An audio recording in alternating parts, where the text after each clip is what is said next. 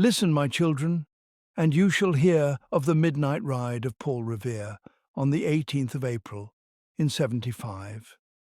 Hardly a man is now alive who remembers that famous day and year.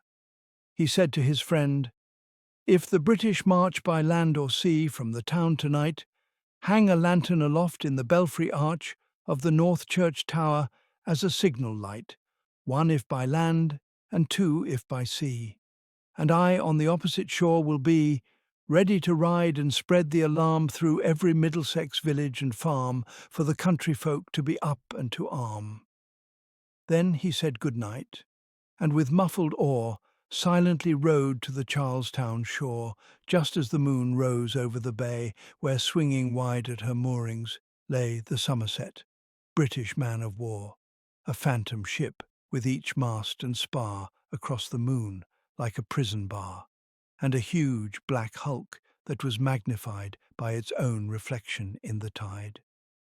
Meanwhile, his friend, through alley and street wanders and watches with eager ears, till in the silence around him he hears the muster of men at the barrack door, the sound of arms, and the tramp of feet, and the measured tread of the grenadiers marching down to their boats on the shore.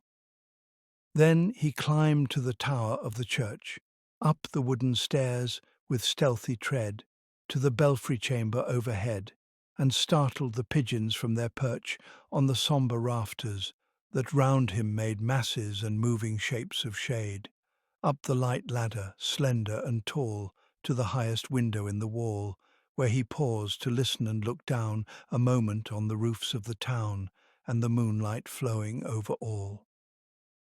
Beneath in the churchyard lay the dead in their night encampment on the hill, wrapped in silence so deep and still that he could hear, like a sentinel's tread, the watchful night wind as it went creeping along from tent to tent and seeming to whisper, "All is well."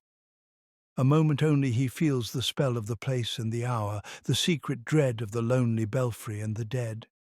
For suddenly all his thoughts are bent on a shadowy something far away, where the river widens to meet the bay, a line of black that bends and floats on the rising tide like a bridge of boats. Meanwhile, impatient to mount and ride, booted and spurred with a heavy stride, on the opposite shore walked Paul Revere.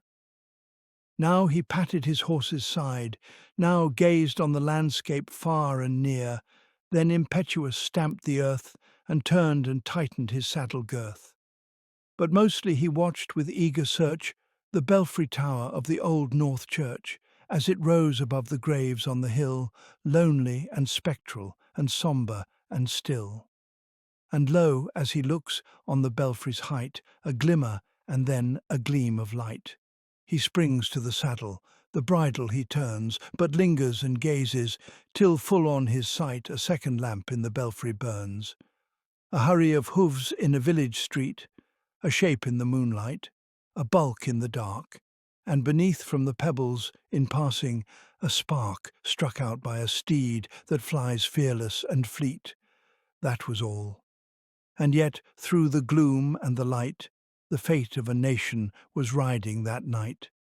And the spark struck out by that steed in his flight kindled the land into flame with its heat.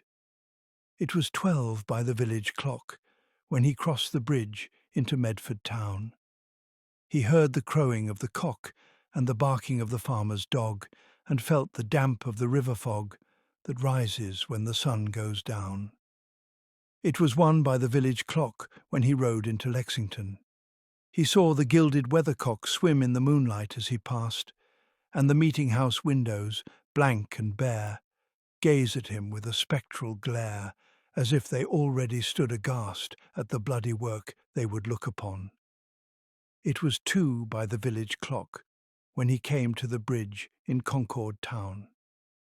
He heard the bleating of the flock and the twitter of birds among the trees, and felt the breath of the morning breeze blowing over the meadows brown. And one was safe and asleep in his bed, who at the bridge would be first to fall, who that day would be lying dead, pierced by a British musket ball. You know the rest. In the books you have read how the British regulars fired and fled, how the farmers gave them ball for ball from behind each fence and farmyard wall, chasing the redcoats down the lane, then crossing the fields to emerge again under the trees at the turn of the road, and only pausing to fire and load. So through the night rode Paul Revere, and so through the night went his cry of alarm to every Middlesex village and farm, a cry of defiance and not of fear, a voice in the darkness, a knock at the door, and a word that shall echo for evermore. For born on the night wind of the past, through all our history to the last, in the hour of darkness and peril and need, the people will waken and listen to hear the hurrying hoofbeat of that steed and the midnight message of Paul Revere.